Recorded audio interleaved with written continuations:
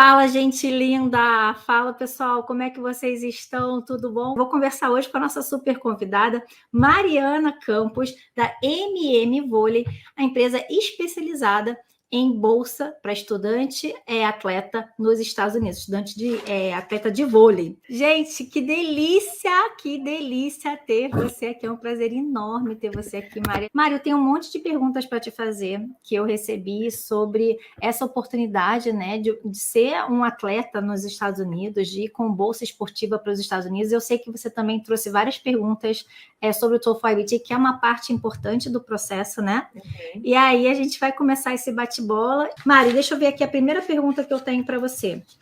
Com relação à idade, tá? Qual a idade para começar a se preparar para o intercâmbio esportivo e quanto tempo para se preparar? Tá. Então, isso é realmente uma das dúvidas principais, porque os atletas ficam muito perdidos, né? Em qual, sei lá, o melhor momento para fazer esse processo. E assim, eu acho que o ideal é você começar o quanto antes.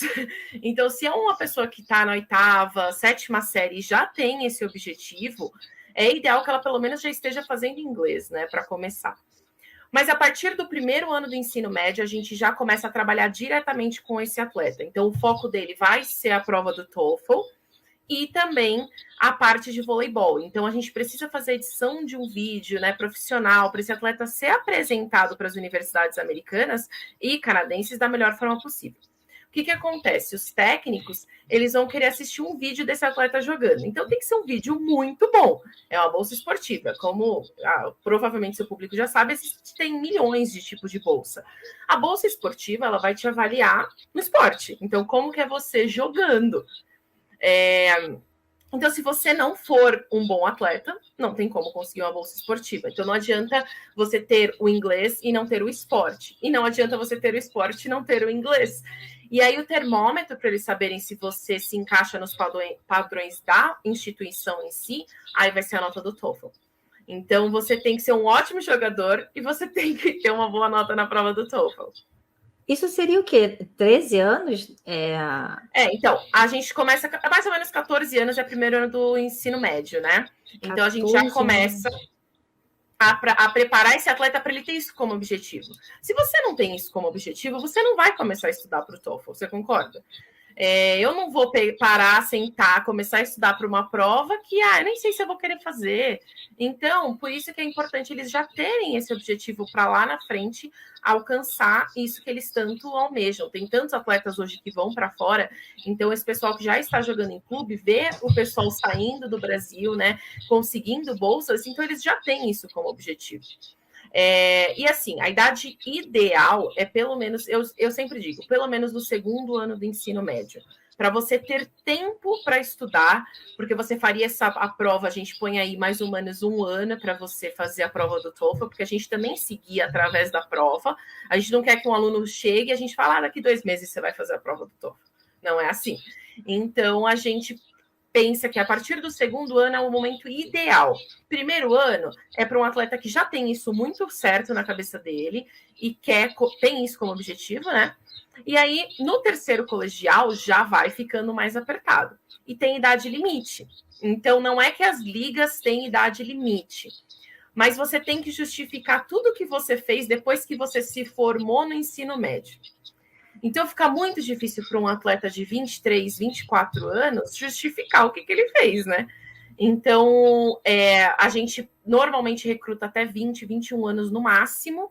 Então, isso é muito importante também. Muita gente, assim, 90% das pessoas que procuram a gente já passaram da hora. Então, isso é uma preocupação que a gente tem de vir o quanto antes, porque você tem data de validade.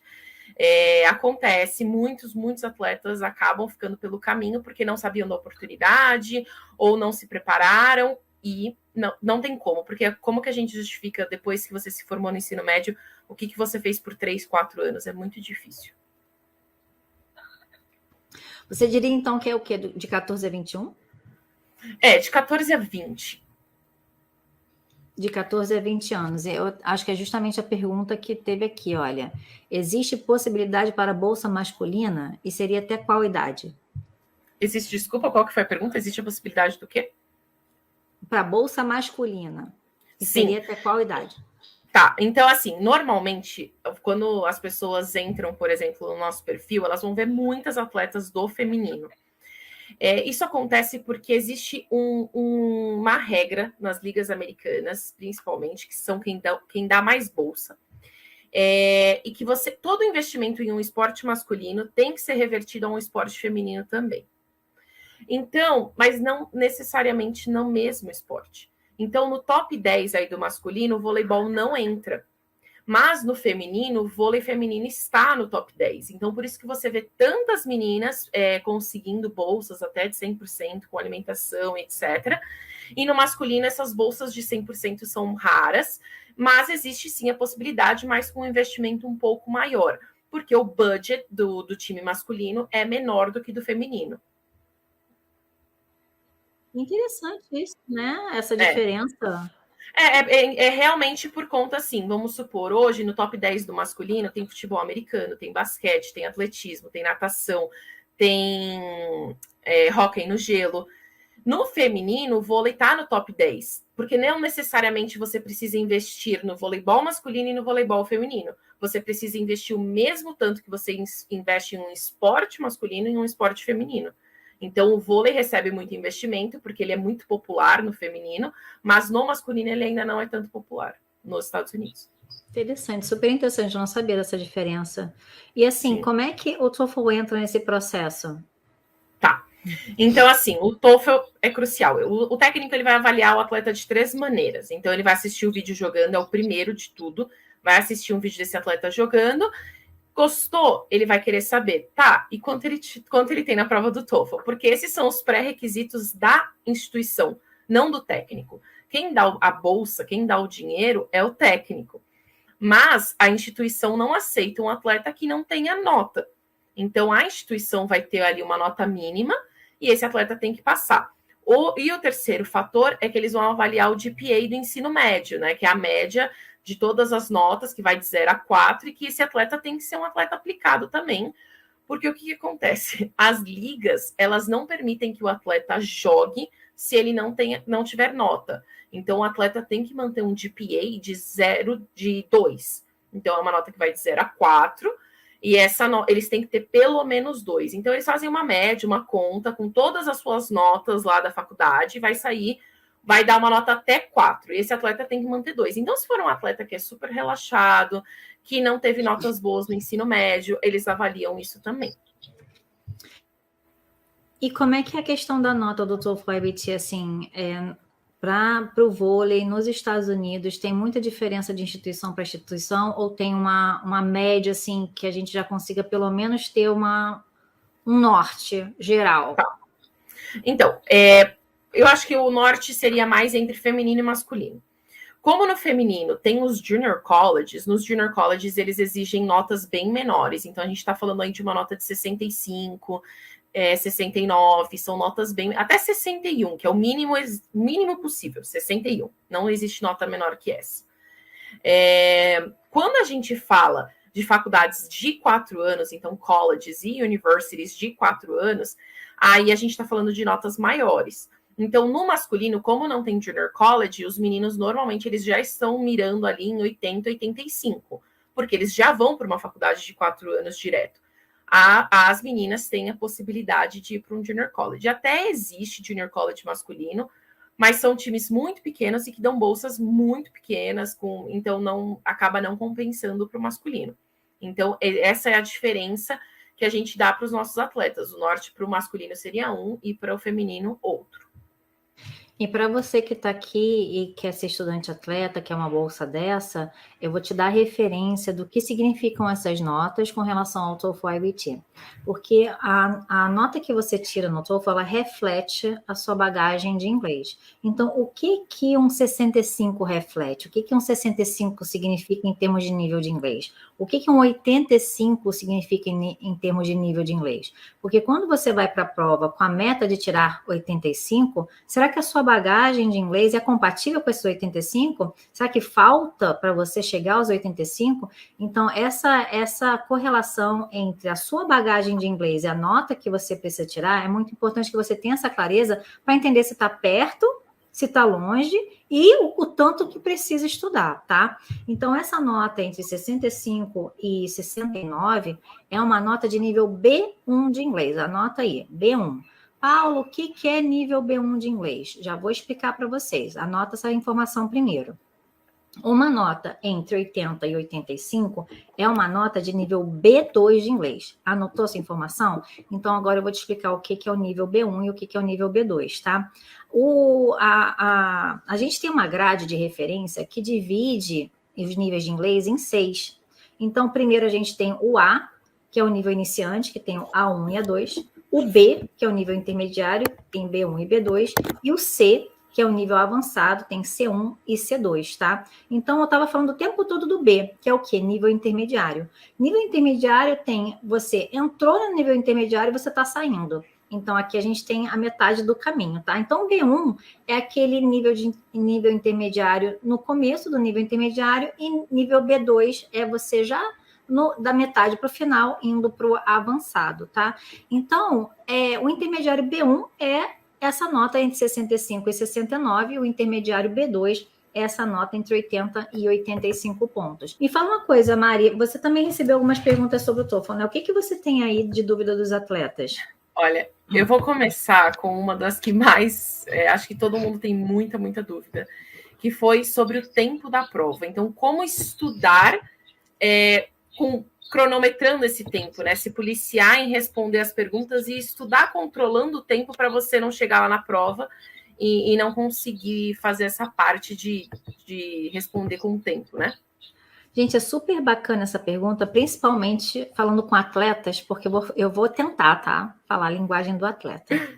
Como atleta, você, por exemplo, que eu vou levar um pouquinho para a corrida, porque eu acho que fica mais fácil de fazer uma analogia. Todo mundo aqui corre, né? Eu corro, você corre, todo mundo aqui corre. A gente tenta. Correr, a gente sabe correr. Agora, como ganhar uma maratona, correr 42 quilômetros num bom tempo? Quem treinou mais é quem vai ser mais rápido. Todo mundo aqui sabe correr, mas velocidade se ganha com treino. Então, existe a pessoa que sabe fazer a prova e a pessoa que sabe fazer a prova rápido. A pessoa que sabe fazer a prova, muitas vezes, ela vai se perder no tempo. Quanto mais ela praticar prática de prova, mais rápida ela vai ficando. Então, cuida muito para não se preparar para uma prova com teoria. Porque a teoria, quando você vai para o campo da realidade, você não tem a velocidade que você, teoricamente, acreditava que você teria. A velocidade você ganha com a prática de prova, tá? Então, você vai ali saber tudo que você precisa fazer, mas é fazendo que cada vez você vai ficar mais rápido. Então, existem técnicas para você ficar cada vez mais rápido. Você, com essas técnicas, você vai ser mais rápido do que alguém sem técnica, e você que tem as técnicas e pratica, vai ser mais rápido do que alguém que tem a técnica e não pratica. Então, por exemplo, só para você ter uma ideia, de acordo com os relatórios oficiais da ITS, que é a instituição responsável pelo TOEFL IBT, o brasileiro, a menor nota do brasileiro é na seção do writing, tá?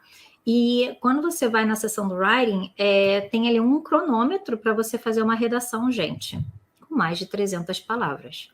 Uma redação acadêmica.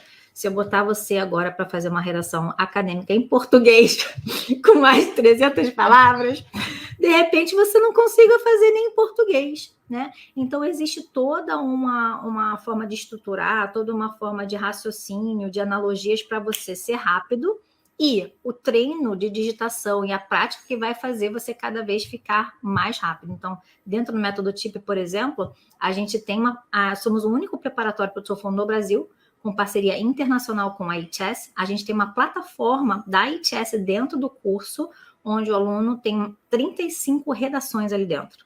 Então, não falta conteúdo ali para ele praticar. E tem também o material de apoio para velocidade de digitação, se for o problema de velocidade de digitação. Então, 35 redações, você fazendo ali com a forma correta de estruturar, de organizar, não tem como você chegar no dia da prova e não conseguir terminar dentro do tempo. Agora, o aluno que não fez, que vai só com a teoria, esse aluno ele vai sentir dificuldade com relação ao tempo, com relação a qualquer parte da prova. tá? Tempo de prova é treino. Você vai ter toda a teoria e vai ter que botar em prática, e quanto mais você praticar, mais rápido você vai ficar. Sim. Né? É assim no esporte também, né? Pô, você vai tocar violão, você tem que botar a mão no violão. Vai aprender a prática traz a perfeição. Exatamente. Aqui tem mais uma perguntinha para você.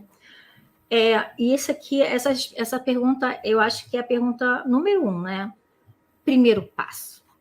Como é que eu começo? Qual é o primeiro passo para um processo de intercâmbio? Porque a gente tem um monte de sonho no nosso coração, a gente não sabe o primeiro passo. Peraí, por onde que eu começo? Eu acho que essa pergunta vale ouro. Essa resposta aí é a resposta chave para todo mundo. Né? Qual o primeiro passo de quem está aqui com a gente e tem esse sonho?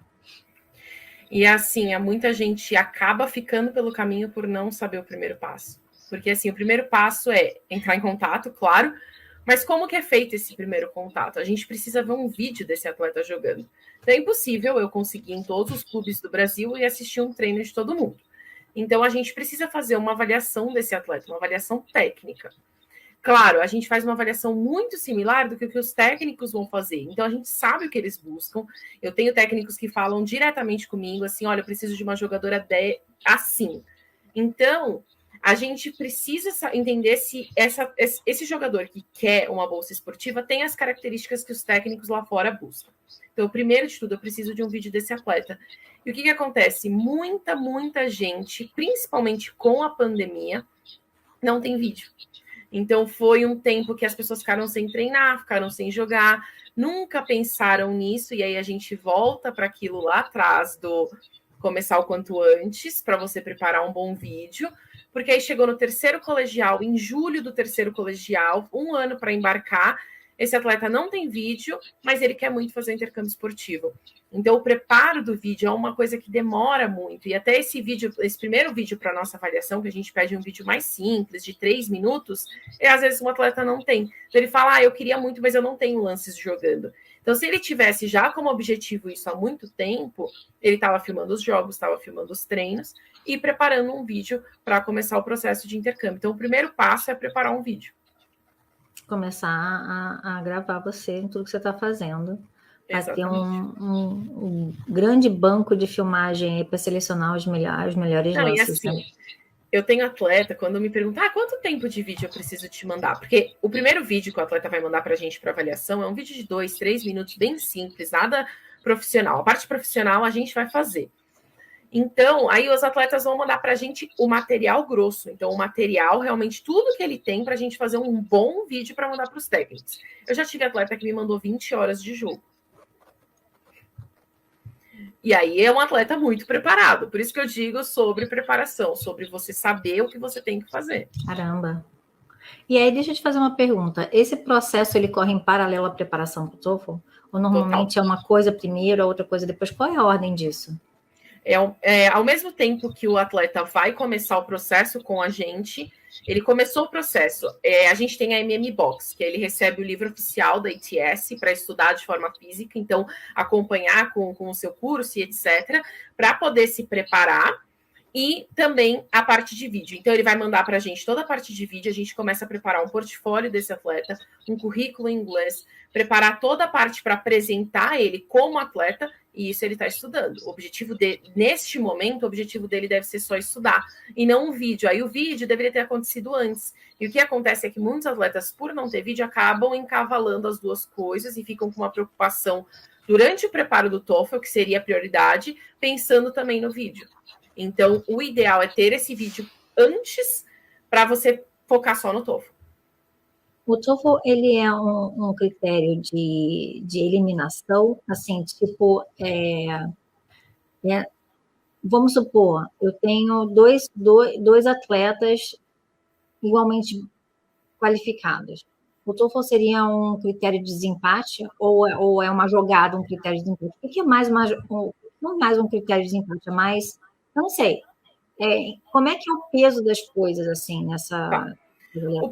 O que acontece? O TOEFL ele vai entrar como pré-requisito da instituição. Então, o técnico ele está mais interessado na parte técnica. Ele não está interessado se o atleta tem 98 no TOEFL, 99 no TOEFL. que acontece, tem atletas que já tiraram essa nota, ou se ele tirou 61, porque ali, para aquela instituição, não importa se é 61 ou 98, entendeu? Então, para o técnico, o investimento dele vai ser pelo nível técnico. Agora, vamos dizer que a gente tem 2 pessoas ali do mesmo nível técnico, 2 pessoas muito boas, e uma não passou na prova, a outra passou. Aí ele vai ficar com quem passou. Agora, as 2 passaram. Aí o que vai desempatar? Normalmente é uma reunião presencial, né, por vídeo. Então ele vai marcar, vai conversar com essas 2 atletas, com a família, vai querer conhecer a personalidade, porque uma coisa que é muito importante, principalmente nos Estados Unidos, existe para quem é do esporte, eles vão entender o que eu estou falando um pouco melhor. Aqui no Brasil, a gente tem um nível competitivo muito mais forte.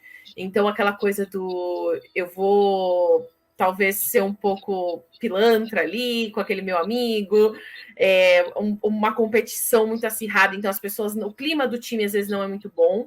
Nos Estados Unidos eles priorizam o clima do time, mais do que a parte atlética. Então se for uma menina que já aconteceu, de um técnico me falar, qual que é a postura dessa sua atleta? Porque eu recebi uma atleta do Brasil que ela fazia bullying com as meninas. Caramba. Então, eles têm essa preocupação com a personalidade muito séria, porque eles gostam desse clima familiar, essa coisa de eles serem mais uma família do que um time. Principalmente para as atletas internacionais, né? Eles estão sozinhos. Então, eles estão sem os pais, estão sem a mãe.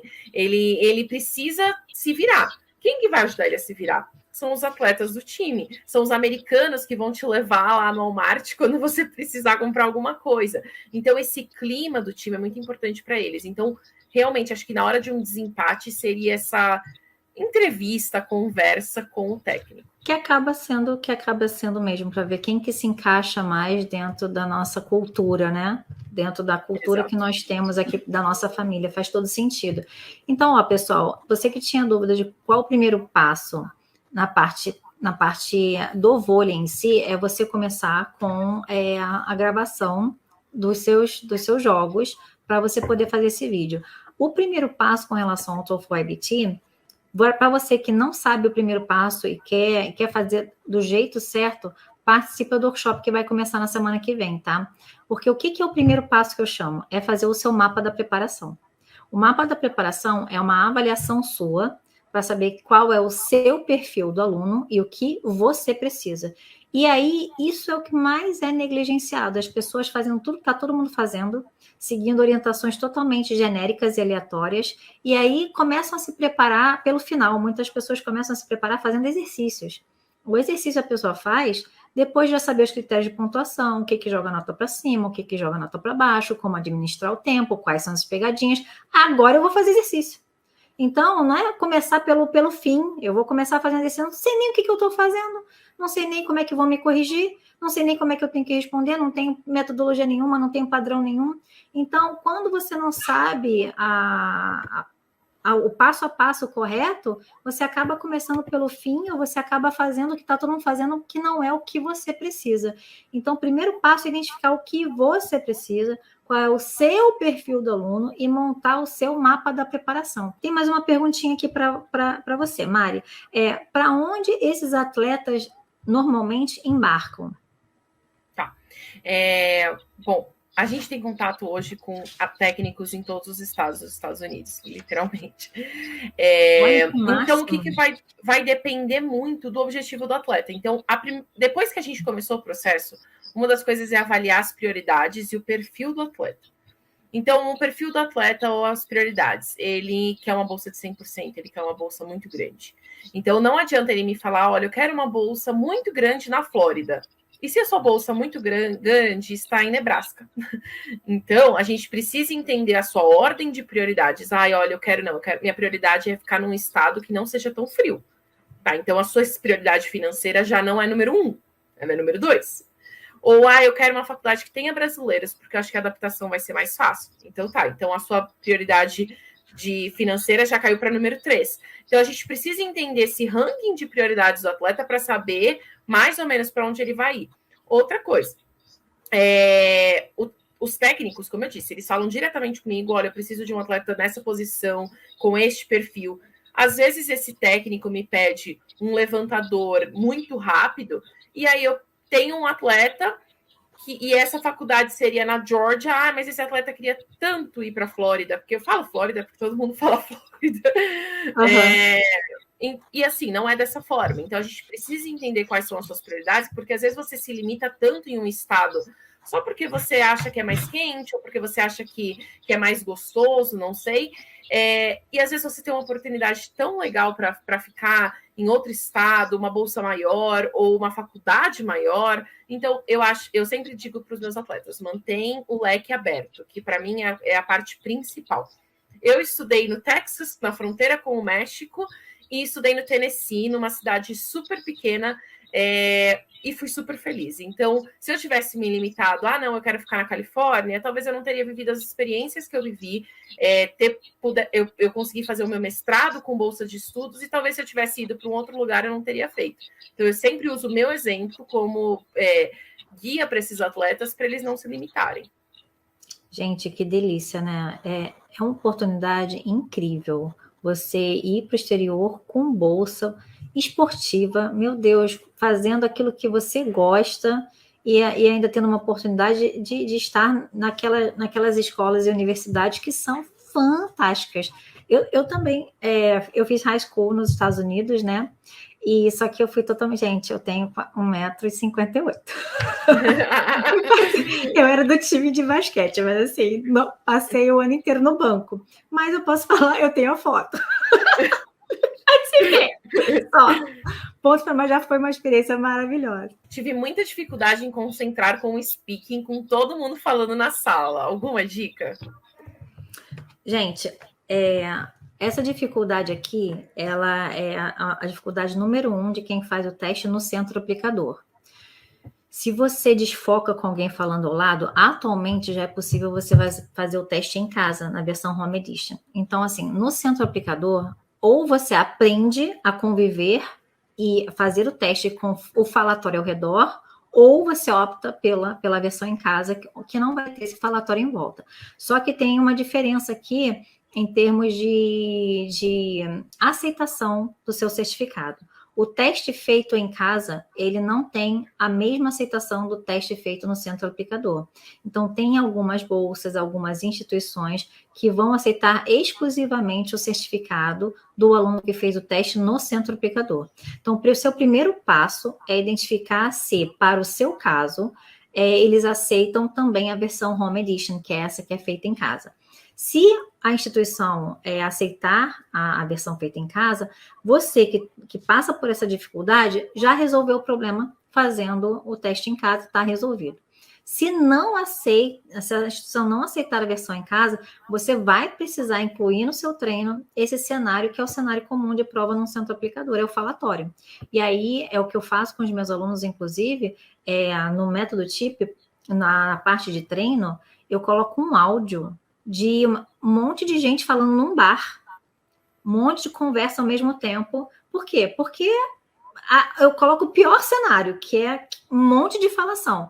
No dia da prova vai ser menos, então a gente prepara para o pior cenário do que aquele da prova, porque a gente sabe que no dia da prova você não vai estar sozinho no centro aplicador e aquele falatório desconcentra mesmo, mas desconcentra mais quem não treinou. E aí é treino, vai ter que passar por isso em casa. Mas se você conseguir utilizar o certificado da versão feita em casa, seus problemas acabaram. Paula, vou aproveitar esse seu gancho, então, que era uma outra pergunta que eu tinha. Na sua opinião, se fosse uma universidade que aceitasse as duas provas, tanto a Home Edition como no centro aplicador, na sua opinião, qual é a melhor opção? Então, eu vou te falar assim, depende do perfil do aluno, tá? Eu não vou trazer a minha opinião para não influenciar ninguém. O que eu vou trazer aqui são os argumentos prós e contras das duas versões. Porque dependendo do perfil do aluno, ele vai preferir uma ou outra. Porque tem os prós e contras da versão presencial e tem os prós e contras da versão em casa.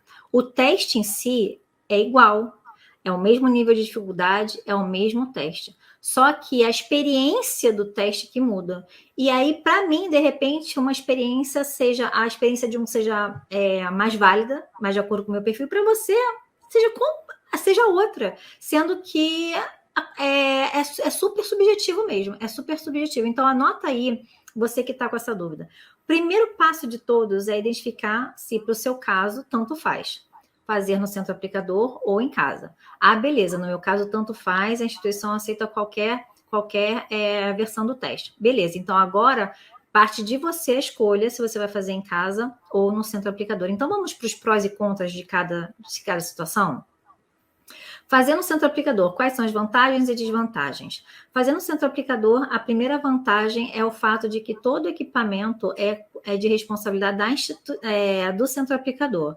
Em casa já é diferente, eu já vou explicar para vocês. Então, você vai chegar lá preocupado com nada, você vai chegar, sentar e fazer o seu teste. O outro ponto positivo do centro aplicador é a aceitação. Você não precisa nem se preocupar. Pensou em TOEFL, pensou em centro aplicador, é aceito. Já na versão Home Edition, você vai ter que verificar isso.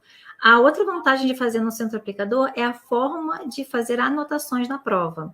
Então, no centro aplicador, durante a prova, você vai poder fazer anotações do jeito tradicional, que é a anotação em papel e lápis, tá? Em casa você vai ver que é diferente. Então, você já vai fazer a anotação do jeito que você está acostumado. Então, anotou aí 3 vantagens de você fazer no centro aplicador. Quais são as 3 desvantagens? Primeira desvantagem é um número reduzido de datas, se você for comparar com a versão em casa. Segunda desvantagem é você precisar se locomover, se deslocar até o local de prova. Para muitas pessoas isso significa hotel, isso significa outra cidade, isso significa alimentação, isso significa horas e horas de deslocamento, então acaba também sendo desvantajoso isso. E a terceira desvantagem em fazer no centro aplicador é justamente isso, Mari, do falatório. De outras pessoas estarem fazendo o teste ao mesmo tempo e te atrapalhando. Então, aqui eu falei 3 vantagens e 3 desvantagens do centro aplicador. Vamos para a realidade da versão em casa. 3 vantagens e 3 desvantagens. Primeira vantagem é a grande variedade de datas e horários. Então, de domingo a quarta-feira, nas 24 horas do dia, você consegue marcar o teste. 24 horas, gente. Se você quiser fazer o teste 2 horas da manhã, você pode fazer. E a próxima vantagem é na sua casa. Não tem deslocamento, não tem custo de nada, você já está acostumado com o ambiente, com tudo. A próxima vantagem de você fazer em casa é o silêncio. A terceira vantagem é o silêncio. Porque, justamente, se você é aquela pessoa que desconcentra porque tem alguém falando do lado, a maior vantagem de você fazer em casa é justamente o silêncio da sua casa ou o barulho da sua casa que você já está acostumado. Agora, vamos para as desvantagens de você fazer em casa. Primeira desvantagem de você fazer em casa, e essa eu acho que é a maior das desvantagens, é que a qualidade dos aparelhos é de sua responsabilidade. Então, por exemplo, se o seu microfone de casa, ele grava a sua resposta com uma chiadeira, problema seu. E aí vai baixar sua nota porque o examinador ele não vai entender o que você falou, mas o problema foi da gravação. Se na hora que você vai tocar o áudio da prova, a sua caixa de som está baixa demais, o som está baixo demais e você não está ouvindo direito, não pode fazer nada. Problema seu, você devia ter verificado. Você deveria ter verificado isso antes do teste. Então, a parte em casa, você vai precisar fazer anotações e as anotações em casa só podem ser feitas num quadro branco. Você que tem que comprar o quadro branco, você que tem que comprar a canetinha. Então, comprar um microfone às vezes, comprar uma caixa de som às vezes, comprar esse material é um custo. E aí acaba sendo um ponto negativo de você fazer em casa. O outro ponto negativo de fazer em casa é a aceitação, que é inferior, não é 100% igual a do TOEFL. E o terceiro ponto negativo de fazer em casa é você ter que anotar de uma forma diferente do que você já está acostumado. Então, você está acostumado a vida inteira a fazer anotações em papel e lápis ou papel e caneta. Chega no raio do dia da prova, você tem que fazer num quadro branco com canetinha. Não é a mesma velocidade.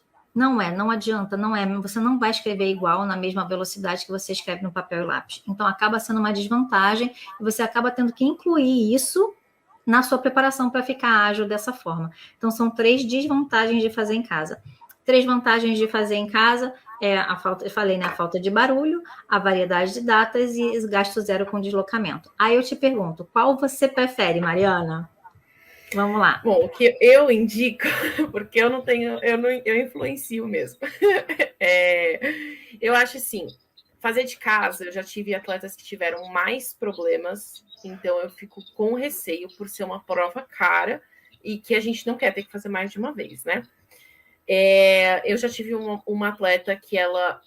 Uma coisa que aconteceu foi que ela acabou indo mal porque a pessoa que fica te assistindo esqueceu dela. Gente, eu não sei o que acontece com esses proctors, que não é a primeira nem a segunda. Eu vou te falar, eu não sei quantas pessoas que eu já ouvi que já tiveram problema com proctor. Ele ficou 1 hora para voltar do intervalo. E ela ali, ela não sabia o que fazer, ela não queria fechar porque ela estava com medo. E chamando. Foi agora? Foi recente. Será que é a mesma aluna que eu tô pensando? Ela é minha aluna? Não sei. Não tenho certeza. Chama Gabriela. Mentira, é ela mesma! E aí eu fiquei meio assim, porque ela acabou que você fica... Agora. Não foi? Recente, bem recente. Agora é recente. Isso. Exato. E assim, você fica com receio, depois você tá tão nervoso que você não consegue continuar a prova do jeito que você talvez conseguiria, né? Outra coisa foi uma atleta que ela fez 2 vezes e não foi falta de conhecimento, ela tirou 98 na prova. Mas na hora do intervalo, ela pegou no celular, porque ela achou que no intervalo ela podia pegar no celular. E aí cancelaram a prova dela. Então, é muito arriscado. Às vezes um pequeno deslize já era. Então eu fico com receio dessa questão. Mas também já aconteceu no centro aplicador. Por exemplo, eu não sei exatamente qual que é a pergunta que aparece, mas no final da prova aparece: você quer submeter esse ou não? E eu já tive atleta que apertou não. Mas você sabe que dá para recuperar, né? Dá? Mas você sabe que dá para recuperar, né? Então, mas tem foi um link que dá para recuperar. Essa atleta, ela entrou em contato com a ITS, fez um monte de coisa para tentar recuperar, até teve que pagar uma taxa para tentar recuperar. E, assim, ia demorar meses, só que ela precisava para semanas. Então, foi bem complicado essa questão. Tem um prazo, eu não sei de cabeça o prazo. Se acontecer, você me fala, me manda uma mensagem, eu te dou o link. Tem um prazo para você restituir a sua nota, tá? E tem que ser solicitado dentro daquele prazo. Se passar do prazo, já era. Mas você por que existe essa pergunta, você sabe? O que acontece é o seguinte: tem gente que vai para a prova despreparado. Ou então, o pior é a pessoa que acha que está super bem. Cara, tipo assim, vou com o meu inglês Master Blaster. Não estudou nada e vai para a prova só com inglês. Chega lá, já sai a nota das primeiras 2 sessões. A pessoa viu que a nota não foi boa, só que quando ela fez a inscrição, ela tinha ali a opção de encaminhar automaticamente a nota ou não. Aí bate aquela vergonha, tipo, meu Deus, vão mandar essa nota horrorosa automaticamente para a instituição? Não mande. Aí você clica lá e põe não mande. Então, isso é mais por conta dessa opção de você marcar para um envio automático. E por que as pessoas contratam envio automático? Para não gastar. Então, se você solicita o envio automático e você informa isso antes das 10 horas da noite do dia anterior à prova, você tem 4 envios automáticos gratuitos. Gente, cada envio custa $20. Mas se você botar as informações ali antes, não custa nada, são economia, né? $80. Sim. Só que aí você chega lá e fez uma péssima prova. Aí você pensa, meu Senhor do céu, vou enviar automaticamente isso aqui para todo mundo. E aí você tem a opção de, cancelar, entendeu? Entendi. E aí é mais para quem fez isso. Mas se você apertou errado, tem salvação, tem um link lá onde você consegue restituir, tem um prazo, tá bom? Próxima perguntinha que eu tenho aqui para você é como é feita a avaliação dos técnicos para ofertar uma bolsa esportiva? Vai variar em questão de posição, né? Porque ele vai avaliar cada posição de um jeito, e acho que isso fica muito técnico, então isso aí a gente conversa com o atleta diretamente, mas ele vai avaliar o vídeo do atleta jogando. A partir desse vídeo, ele vai querer entender a nota, né? Que é o segundo critério mais importante, então ele vai querer saber se esse atleta já fez a prova do TOEFL e se ele passou. Olha, e o terceiro critério... Cara. Exato. E o terceiro critério seria a parte do ensino médio, né? Então, o seu GPA do ensino médio. O que acontece? Existem tipos de bolsa. Eu acho que isso é um fator muito importante para a gente mencionar aqui. Então, existem as bolsas parciais, que são bolsas que vão pagar um pouco da sua faculdade, e além disso, você vai pagar o seu dormitório e a sua alimentação. Menores de 21 anos, eles têm que morar dentro do campus, isso é lei. Então, você vai ter que pagar para morar dentro do campus, alimentação, dormitório e parte da sua bolsa, porque a sua bolsa é parcial. Bom, o outro tipo de bolsa é full tuition. Ele paga toda a sua faculdade, mas ele não paga dormitório e alimentação. Então, o atleta vai pagar só ao dormitório e alimentação. E o full ride, que é a carona completa, que aí vai pagar alimentação, dormitório, faculdade. A única coisa que não vai pagar é o plano de saúde. Então, ele vai pagar absolutamente tudo, livro, tudo.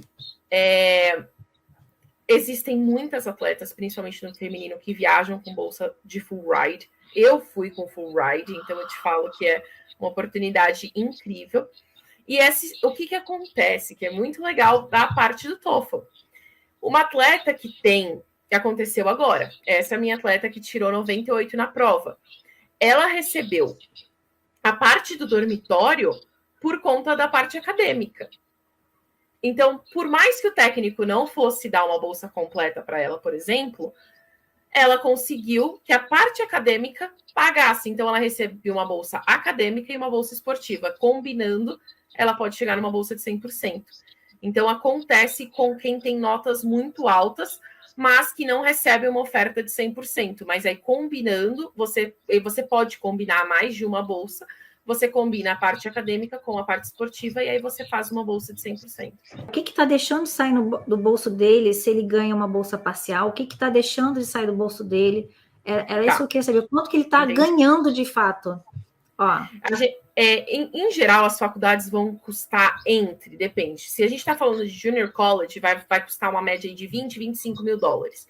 Faculdades de 4 anos, elas podem custar até 80, 100 mil dólares ao ano, mas normalmente as que dão mais bolsa, a gente está falando aí de entre 40 e 50 mil dólares, chutando bem alto. Então, um atleta que tem uma bolsa parcial, ele está economizando 25 mil dólares. Um atleta que tem uma bolsa de por ano. Um atleta que tem uma vezes 4.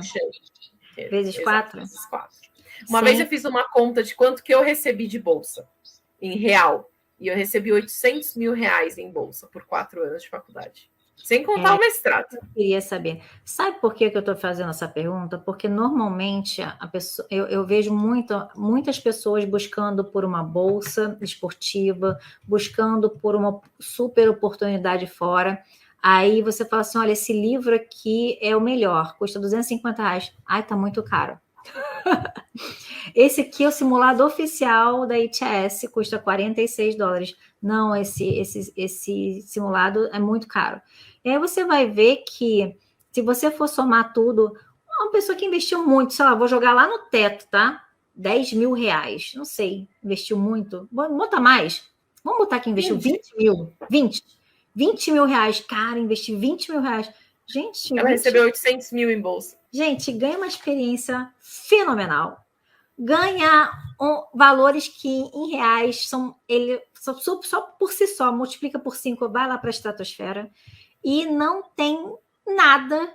Eu acho que não tem nada que pague uma experiência dessa. Não. Para mim, assim, a minha experiência não foi de estudante atleta, foi de estudante normal, né? Eu fiz high school, foi a experiência mais fantástica da minha vida. Mais fantástico. Você ser um atleta nos Estados Unidos é você viajar todo fim de semana. É uma vida muito puxada, né? É um semestre de temporada e um semestre sem temporada. Então, você normalmente tem um semestre mais tranquilo. Mas você viaja aos Estados Unidos, você tem jogos, você conhece outras pessoas, você vê brasileiros em outro time. Então, você tá no aquecimento ali e toca uma música brasileira e você fala, tem brasileiro no outro time.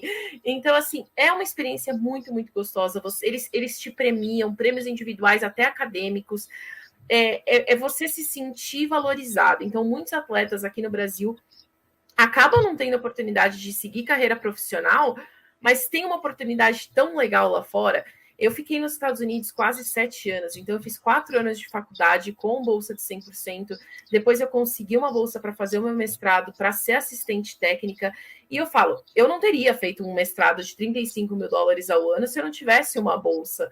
Então são oportunidades que eu sou suspeita, né? Mas o esporte abre portas e a oportunidade de você ser um atleta nos Estados Unidos é fora da curva. A bolsa é só para o vôlei feminino e só para as pessoas que estão no Brasil? Existe a possibilidade do vôlei masculino, mas as oportunidades são um pouco menores. No vôlei feminino, a gente vê muita bolsa. E no vôlei masculino, até o critério técnico vai ser mais forte. Então, vai ter uma exigência maior para o masculino. O Patrick aqui é a prova viva de que tem oportunidade, ele está lá, já realizou o sonho dele. Então, normalmente quando eu falo, né, eu falo das atletas, porque é a maioria. Então, eu estou falando porque a maioria são meninas, né? E para quem está fora. Então, a gente já mandou atletas de Portugal, por exemplo. Então, existe essa possibilidade para quem está em outro país e também quer ir para os Estados Unidos ou para o Canadá. Eu não falo muito do Canadá, porque a prioridade da maioria dos atletas é os Estados Unidos, pelas ligas serem mais fortes e etc.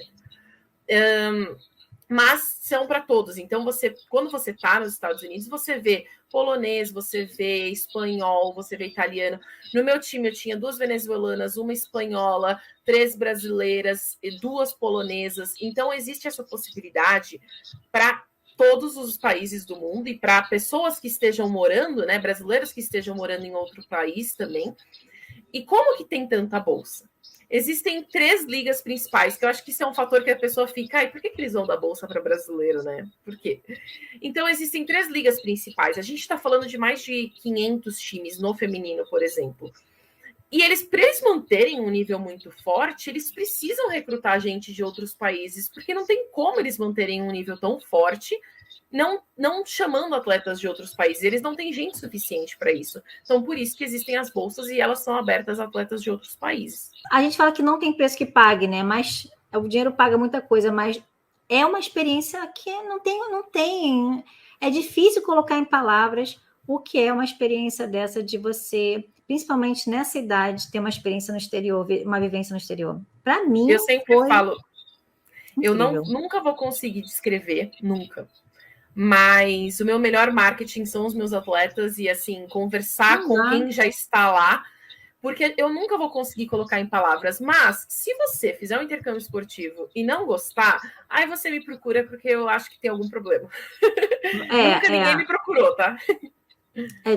Não consigo nem imaginar. Só se realmente for para um lugar que não recebe bem estrangeiro, né? Mas, normalmente, a gente vai justamente para onde está recebendo estrangeiro, porque está... né, acolhendo um estrangeiro, né?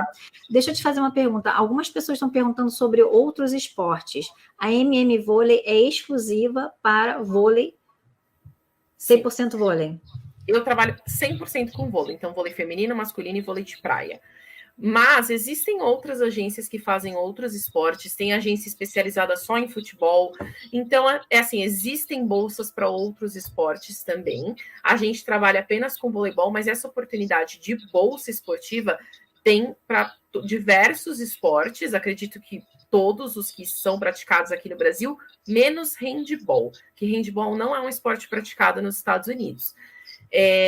Mas acredito que tirando o handball todos, e existe também a parte que para quem é mais da arte também, então existem bolsas para balé, existe para dança também, existe essa possibilidade, que aí seria uma parte mais de arte, mas que ainda é um esporte, vai. Existe, assim, a oportunidade existe para diversos esportes, para diversas áreas, e de uma para outra tem aquela mudança, aquela diferença, né?